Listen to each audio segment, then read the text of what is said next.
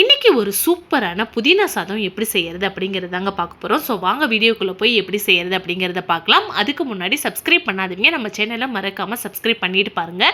இன்றைக்கி புதினா சாதம் செய்கிறதுக்காக ஒரு மிக்சி ஜார் எடுத்து அதில் வந்து நல்லா ஒரு கைப்பிடி அளவுக்கு நல்லா புதினாவை வந்து நல்லா வாஷ் பண்ணி எடுத்துக்கலாம். அடுத்து ஒரு கொத்தமல்லி தழை இருக்கு இல்லையா, அந்த கொத்தமல்லி தழை கொஞ்சம் ஆட் பண்ணிக்கலாம்.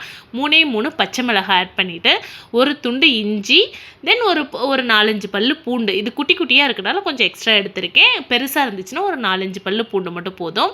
எடுத்து அதை நல்லா மையாக அரைச்சிக்கலாம். இப்போ வந்து நம்ம புதினா சாதம் செய்யறதுக்காக ஒரு குக்கர் அடுப்பில் வச்சு ஒரு 3 ஸ்பூன் எண்ணெய், 2 ஸ்பூன் வந்து கீ வந்து விட்டுட்டு அது காஞ்சதும் ஒரு பிரிஞ்சி இலை, ஒரு அன்னாச்சி, ஒரு துண்டு பட்டை, ஒரு ஏலக்காய், தென் ஒரு 2 கிராம்பு, ஒரு ஸ்பூன் வந்து சோம்பு வந்து ஆட் பண்ணி, சோம்பு நல்லா பொரிஞ்சதும் ஒரு பெரிய வெங்காயத்தை நீளமாக கட் பண்ணி வச்சுருக்கேன், அதையே ஆட் பண்ணி நல்லா வந்து வதக்கிக்கலாம். வெங்காயம் வந்து நல்லா வதங்கட்டும்.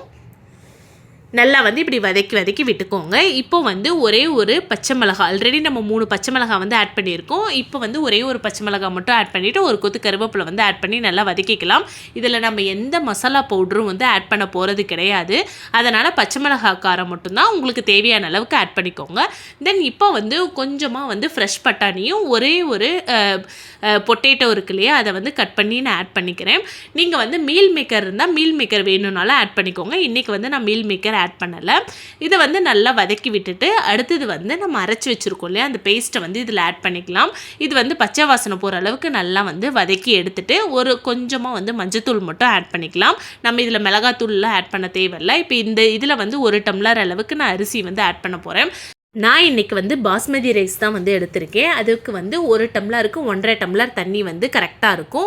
ஸோ 1.5 டம்ளர் அளவுக்கு தண்ணி ஊற்றிட்டு இதுக்கு தேவையான அளவுக்கு உப்பு வந்து ஆட் பண்ணிக்கலாம். ஆட் பண்ணி நல்லா தண்ணி கொதித்ததும் நம்ம வந்து இங்கே நான் பாஸ்மதி ரைஸ் என்றைக்கு ஊற வைக்க மாட்டேன், வாஷ் பண்ணிவிட்டு அப்படியே போட்டுருவேன்.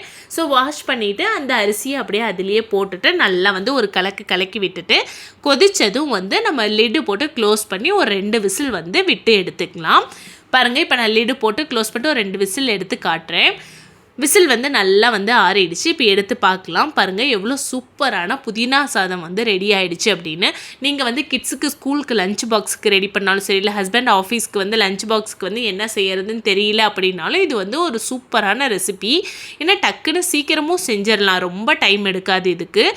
ஸோ அவ்வளோதாங்க, ஒரு சூப்பரான புதினா சாதம் வந்து ரெடி ஆகிடுச்சு. நீங்களும் உங்கள் வீட்டில் ட்ரை பண்ணி பாருங்கள். ட்ரை பண்ணி பார்த்துட்டு எப்படி இருக்குது அப்படின்னு சொல்லி மறக்காமல் கமெண்ட் பண்ணுங்கள்.